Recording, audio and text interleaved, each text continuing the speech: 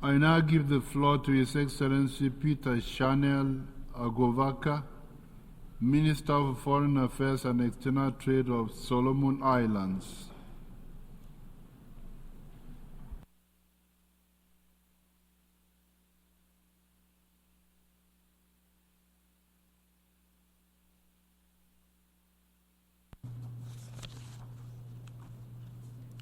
Mr. President,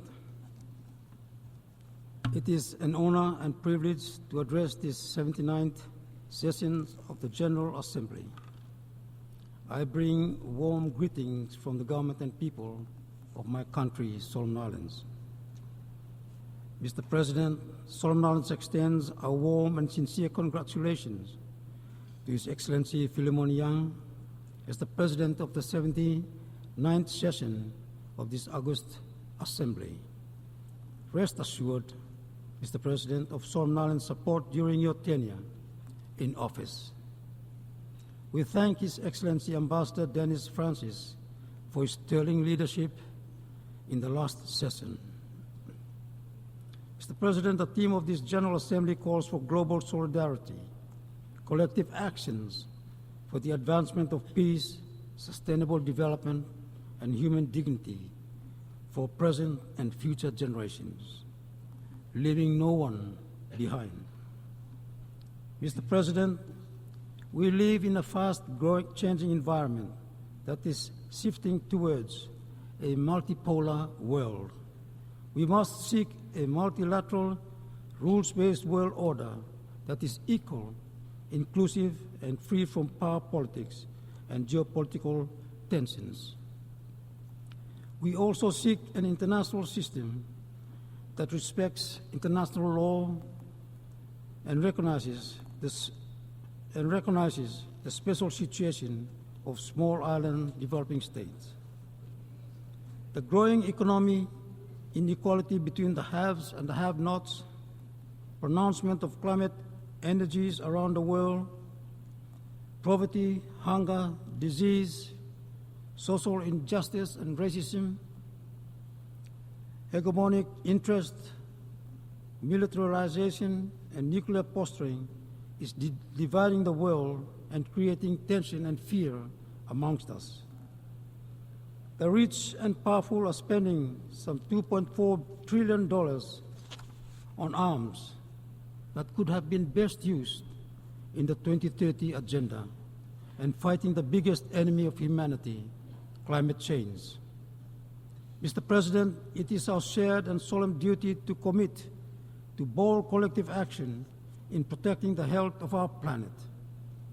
We must hold ourselves to account and secure the future of our people by unlocking the opportunity of prosperity and plant seeds of peace.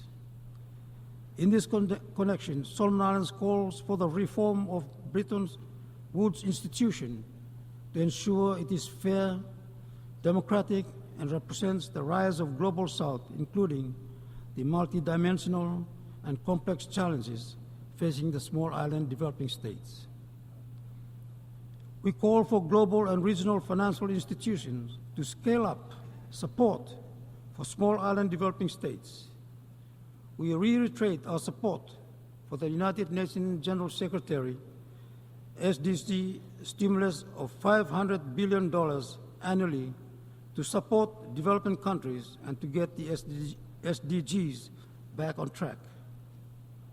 In the same vein, Mr. President, we echo our call for the establishment of small island developing states' permanent seat in decision-making within the international financial architecture to ensure inclusivity in the spirit of leaving no one behind. The slogan used by the disabled rights activist James Charlton speaks to this call very clearly, and I quote, "Nothing about us without us." Mr. President, Solomon Islands was elected this year to serve in the executive board of the UNDP, UNFPA, and UNOPS. We are indeed grateful for the support given, and we will work to position this United Nations program and agencies closer to those who needed it most. As the third largest Pacific country with LDC status, Solomon Islands calls for an enhanced United Nations country presence.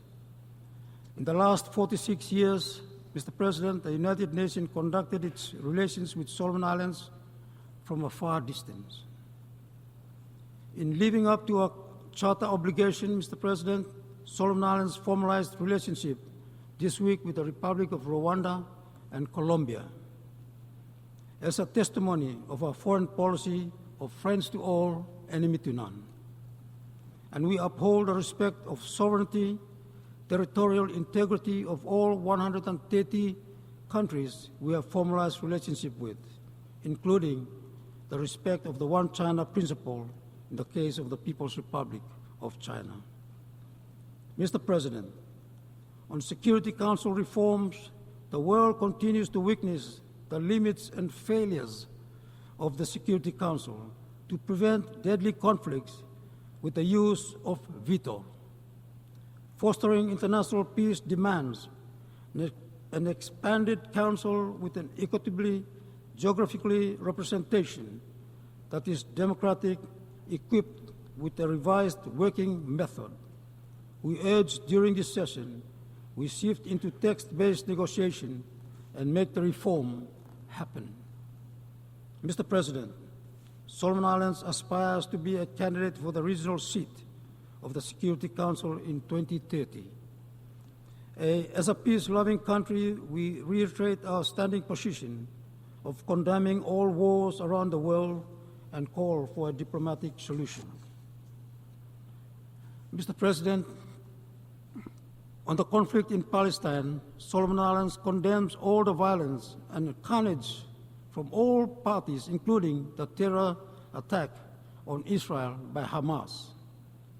The suffering and collective punishment on the Gaza population by Israel has claimed more than 41,000 Palestinian lives in less than a year. This is unacceptable, Mr. President.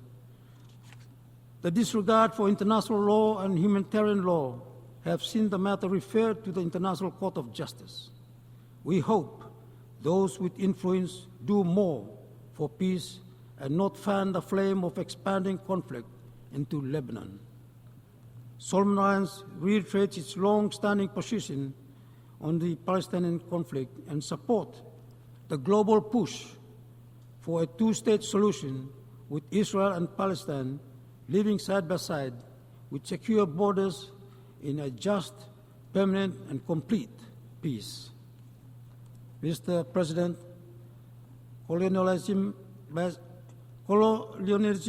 has no place in this day and age. Solomon Islands support the implementation of the United Nations Fourth Decade for Eradication of Colonialism. We also recognize the inalienable rights of self-determination of all non-self-governing and trust territories, including New Caledonia and the French Polynesia, to choose their political future within Chapter 11 of the UN Charter and General Assembly Resolution 1514, open bracket, 15, close bracket. Mr. President, the recent brutal violence in New Caledonia calls for a new political solution with the spirit of the 1998 Noumea Accord. We call on the United Nations to do more to calm and stabilize the situation in New Caledonia. Solomon Islands welcome the constructive discussion between France and the New Caledonian government to facilitate the Pacific Island Forum fact-finding mission to New Caledonia, of which Solomon Islands is part of. As a large ocean state, 98% of the territory is covered by the ocean. The Pacific occupies 20% of the world's surface and provides 1.5 billion tons of annual catch of tuna, which is around a third of the world's supply. Our approach to the ocean is premised on achieving a healthy, resilient, secure, and productive ocean that supports sustainable use and development for the benefit of the people of Solomon Islands now and into the future. As stated last year, Mr. President, Solomon Islands will be co-hosting a Honiara Summit on the SDG 14.4 with the Pacific Island Forum Fisheries, the UN Secretary General Special Envoy for Ocean, and the Food and Agriculture Organization of the United Nations. The summit aims to examine status on the SDG 14.4 at global, regional, and national levels, share knowledge and experience on the management of tuna stock, provide policy and strategic actions that will feed into the third UN conference in 2025 in France. Mr. President, on the matter of pollution and waste management, Solomon Islands looks forward to the finalization of negotiations on the treaty to end plastic pollution, including marine environment, in November this year. We have already banned single-use plastics. We are also reforming waste management in partnership with our friends Japan and Australia and the Asian Development Bank. As stewards of the ocean, Solomon Islands value the work of the United Nations Commission on the limits of the continental shelf and will continue to address outstanding continental shelf claims. Solomon Islands upholds its obligations to the United Nations Convention on the Law of the Sea and will domesticate the recently signed United Nations Agreement on biodiversity beyond national jurisdiction. Mr. President, in response to the discharge of treated radioactive contaminated water into the ocean by Japan, the lack of national and regional scientific knowledge on the understanding, the intergenerational impact, and the transboundary nature of the discharge continues to cause uneasy and anxiety for my country.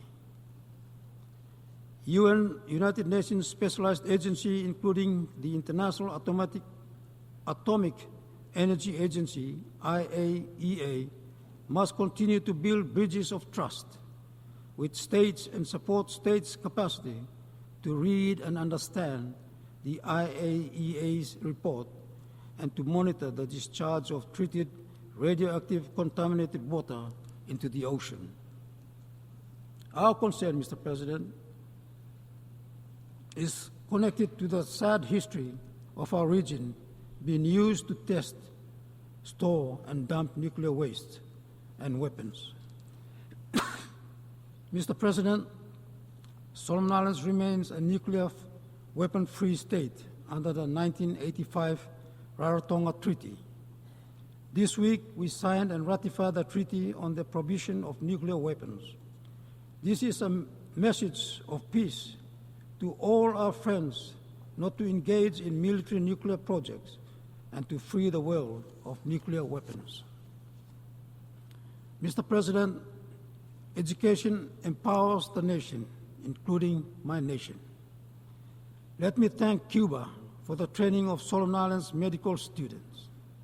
Cuba has done this despite enduring more than 6 decades of United States of America economic, commercial, and financial embargo, a relic of the past that should now be discarded. Once again, we call on our friend and partner, the United States of America, to end this embargo. The United Nations stands for good neighborly relations and peaceful coexistence. The world will benefit from Cuba and USA, United States of America, improved relationships. Mr. President, following the conclusion of Solomon Islands International Assistance Force in August this year, our priority is now to strengthen our law enforcement capability and institutional strengthening. We will work with all our partners to achieve this goal, and we would like to thank our partners, and particularly Australia, for the ongoing support in this regard. And appeal to the United Nations to provide space for Solomon Islands to participate in the peacekeeping mission. Mr. President, Solomon Islands welcome the power of the South-South cooperation and acknowledge the People's Republic of China's various development initiatives, such as the Belt and Road Initiative, the Global Development Initiative, the Global Security Initiative, and the Global Civilization Initiative in supporting Solomon Islands' development aspirations, including the 2030 Agenda. In education and health, we thank once again China for the commitment to establish an ocean research center and acknowledge the ongoing construction of Solomon Islands National Referral Hospital Comprehensive Health Center. We also welcome India's Pharmacal Corporation and Japan's commitment to construct a fisheries research center in the Solomon Islands. Mr. President, on the international trade front, Solomon Islands acknowledged China as the first major economy to offer zero tariff treatment for 100% tariff lines to all least developed countries. We call on all our partners to follow suit. China has become Solomon Islands' largest infrastructure partner and is currently supporting Solomon Islands' digital transformation with the ongoing installation of 161 communication towers across the country. Already, we are witnessing more of our rural population now connected to the digital age. Mr. President, our inter-island connectivity has been improved with the completion of 2 all-weather airports and an international airport in the Solomon Islands. We thank New Zealand and Australia for their support. We would also like to acknowledge Japan, the Asian Development Bank, and the World Bank for their ongoing support in improving our infrastructure connectivity.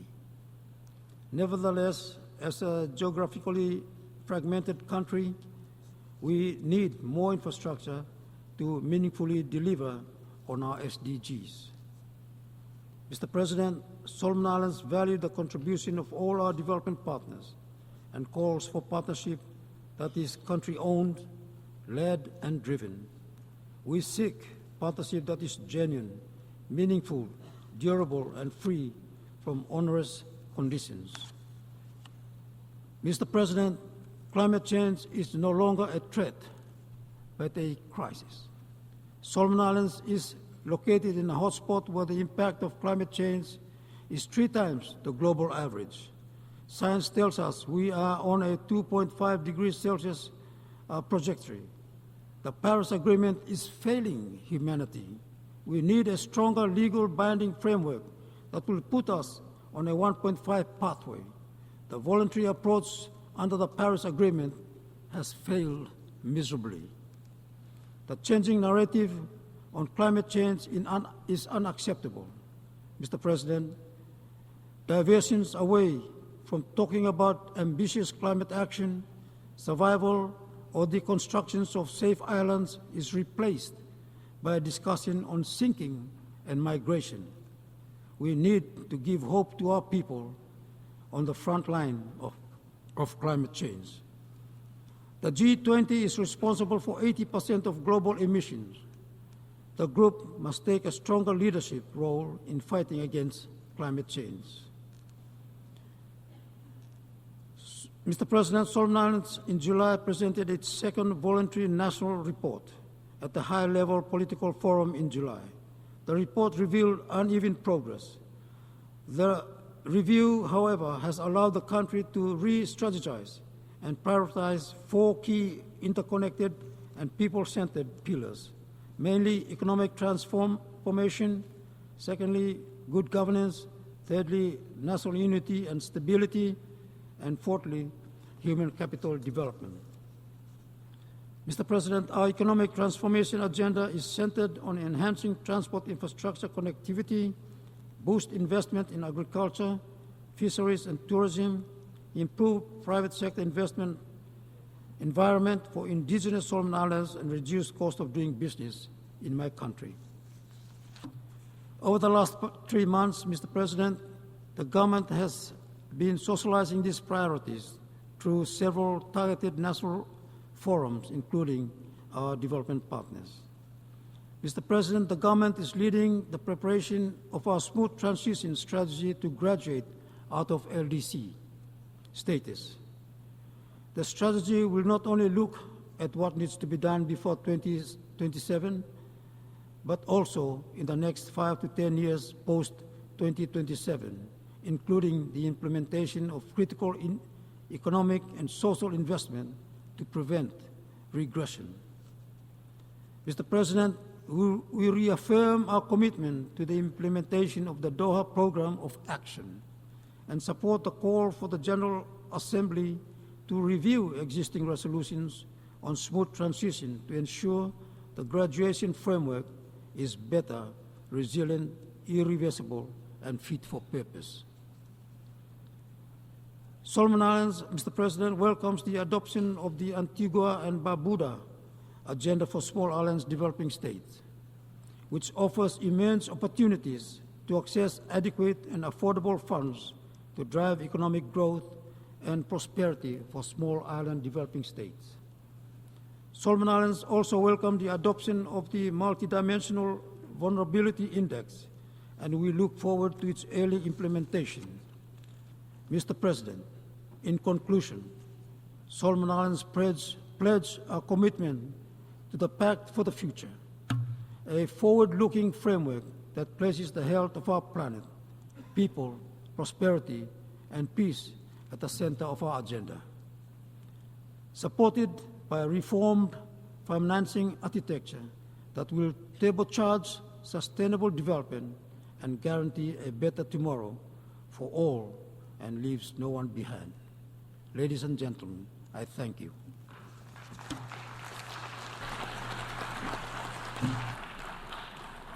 I thank the Minister for Foreign Affairs and External Trade of Solomon Islands.